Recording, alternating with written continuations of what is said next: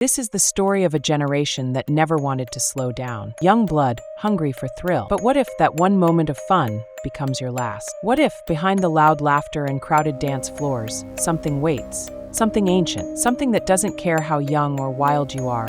It only wants one thing: your soul. This isn't a story about a haunted house or a cursed mirror. No, this is far worse because it's about a choice. A small, careless decision that opened a door to something they could never close again. A door that led straight to bus 501. And once you're on that bus, you don't get off. Not alive. Before we dive deeper, I've got to warn you, this story isn't like the usual scary tales you hear. It's different, darker. Honestly, it messed with my own mind, kept me up at night. I'm serious.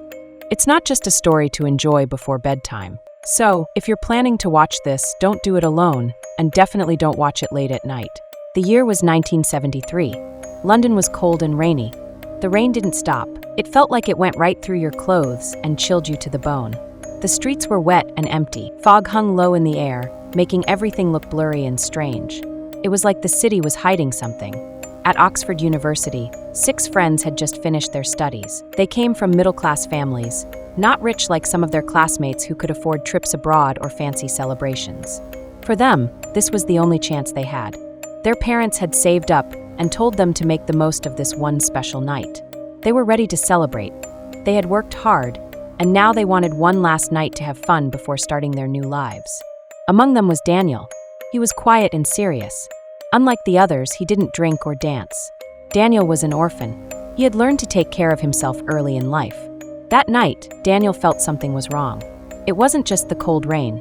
It was a strange feeling deep inside. "Daniel, why are you so quiet?" asked Mark, one of his friends.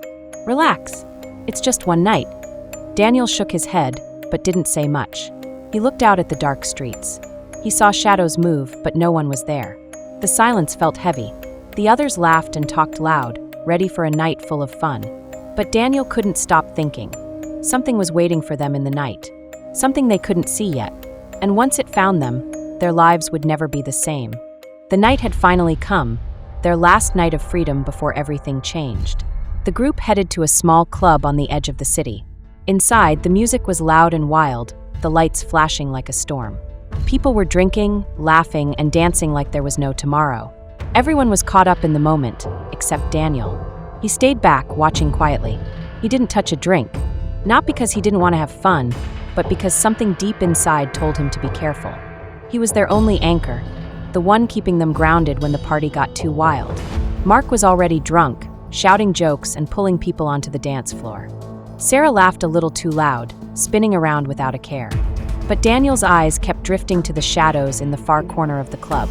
Something moved there, or maybe it was just a trick of the light. A cold feeling ran down Daniel's spine. Suddenly, for a brief second, he thought he saw a face staring back at him from the darkness, pale, with eyes that didn't blink.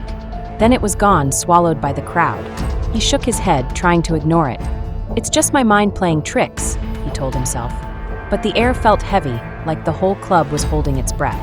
Something unnatural was waiting, waiting for the perfect moment to strike. And Daniel, he didn't know it yet, but this night would change everything.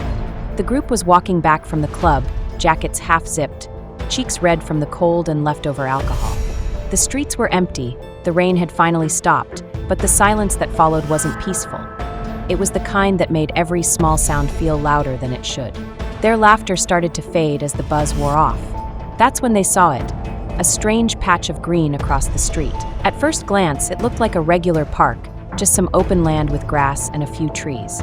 But when they got closer, something felt off. There were no benches, no swings, no sign with a name or rules, just crooked old stones sticking out of the earth like broken teeth, and patches of dead grass scattered between them. "Wait, was this here before?" Sarah asked, her voice a little shaky. Ria looked around.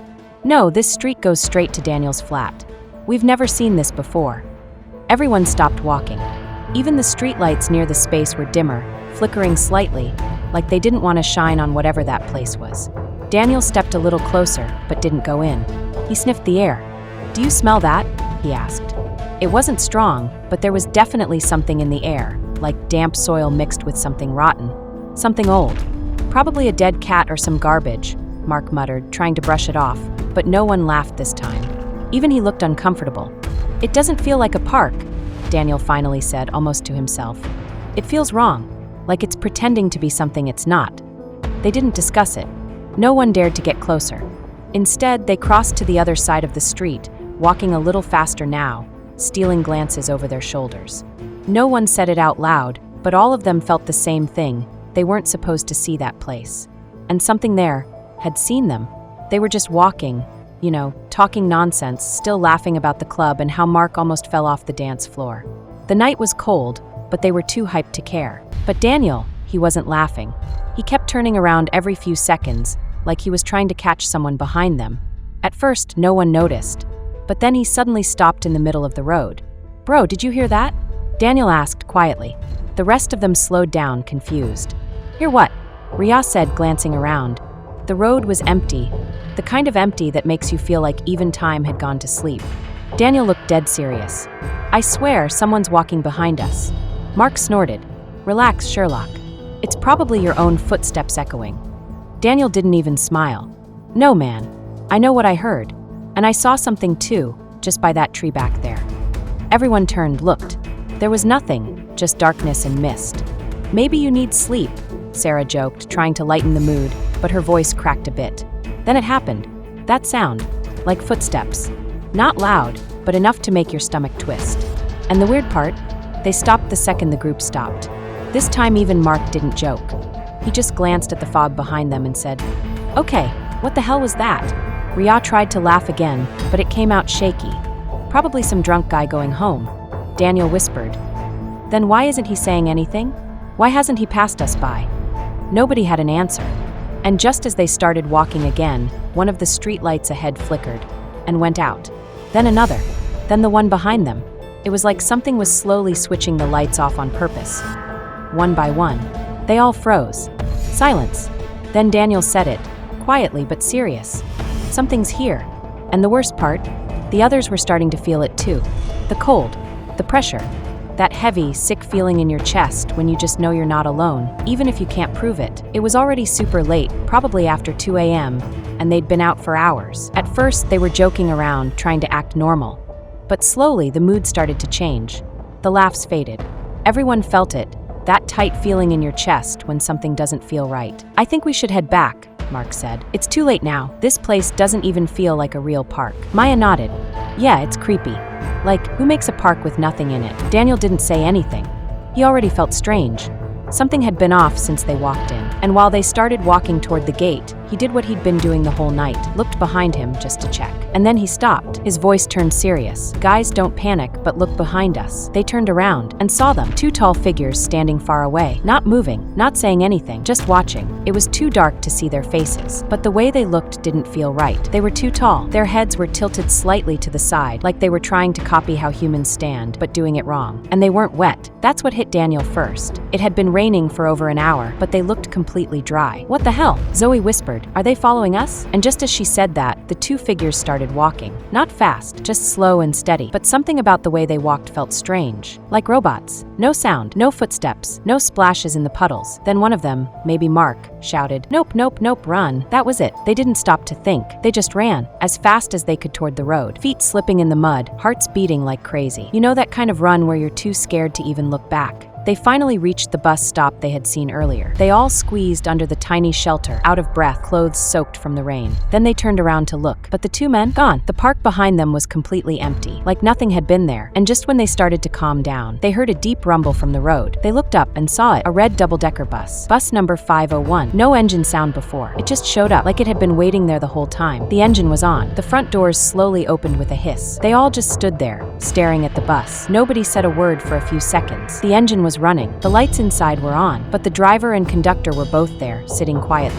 "I'm not getting on that thing," Zoe said fast. "No way, but what if those two guys come back?" Maya whispered. "We can't just stand here." Daniel looked at the others. "It doesn't feel right, but maybe it's safer than staying out here." The rain kept falling hard. They were all soaked, freezing, tired and scared. They looked at each other, waiting for someone to decide. Finally, Mark stepped forward. "I'm getting on," he said. "We need to go somewhere." He climbed up first. Then the others followed, one by one. Daniel was last. He stopped at the door, took took one last look behind, but the road was empty. He stepped inside. The door closed with a soft hiss. The bus started moving by itself. No noise from the driver, no steering sounds, just the bus moving forward. The windows were foggy. Inside, it smelled like the bus hadn't been used in a long time. They all sat close together, not saying much. Zoe tried to joke. So, a haunted Uber? Nobody laughed. The bus kept going through streets they didn't know. The buildings looked strange, and the signs weren't even in English anymore. Maya whispered, "Guys, where is this bus taking us?" No one answered. Daniel's heart started pounding again as he looked around the bus, trying to stay calm. The bus kept moving, but something felt wrong. The driver and conductor didn't say a word, just stared straight ahead,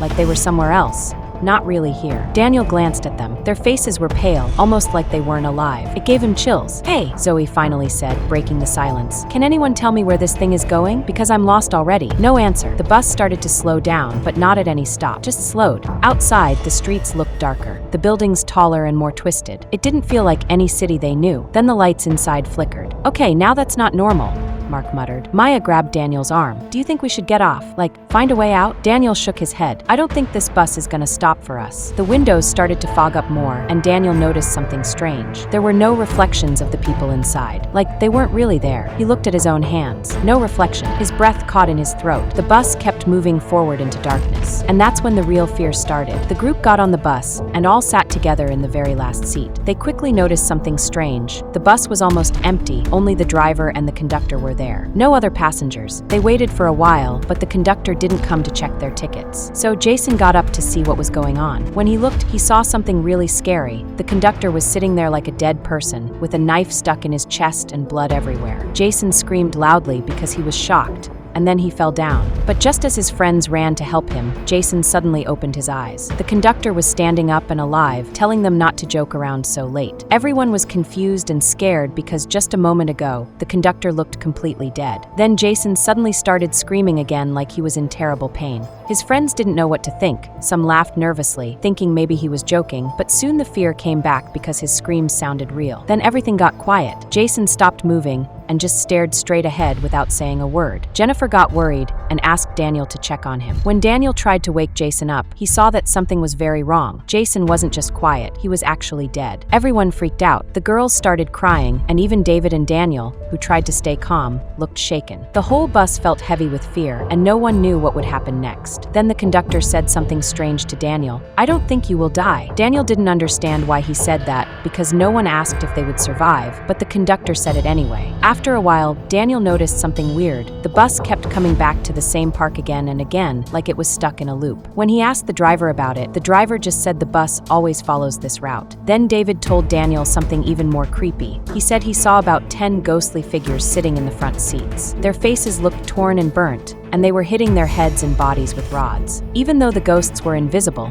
the pain was real. It was clear something very strange and scary was happening on that bus. After that, things got worse quickly. David suddenly screamed loudly, terrified, and then he died right there on the bus. Not long after, Michelle also passed away, and it became clear to Daniel that something supernatural was happening. This wasn't just any normal accident. He knew he had to figure out what was going on if he wanted to survive. And one by one, all of his friends died in the same way. And as his friend passed by, screaming in pain, Danielle urgently asked, "What's happening to you? Tell me, what are you experiencing? What's hurting you?" His friend replied, trembling, "Strange creatures. Burnt, dead humans. They're beating us and killing us. Please, help me, Danielle." Then, without warning, the driver stopped the bus suddenly. Daniel took the chance and got off, only to watch the bus disappear into thin air. Nearby, he saw two men closing a heavy gate with a sign that said Graveyard Number 501. The next thing he knew, Daniel woke up in a hospital bed. Two police officers were there, asking him questions about what had happened. Daniel told them everything, sharing the full story. The police then revealed something shocking. All of Daniel's friends were dead except him. They asked for proof that he survived and warned him to keep the whole story a secret. Before Daniel's story ended, he gave an important warning to everyone. If you ever visit graveyards or crematoriums, don't touch anything. Do only what you need to do, and leave as quickly as possible. He explained that his friends had disturbed some objects in the graveyard, and that's what brought the curse or possession on them. Daniel strongly advised never to move or touch anything in places like that, because it can be very dangerous. These kinds of supernatural things happen quietly around us, but it's best to stay careful and respect those places. If you want to watch more horror content, hit the subscribe button and like this video. And if you want any improvements in my videos, please give me your feedback as well.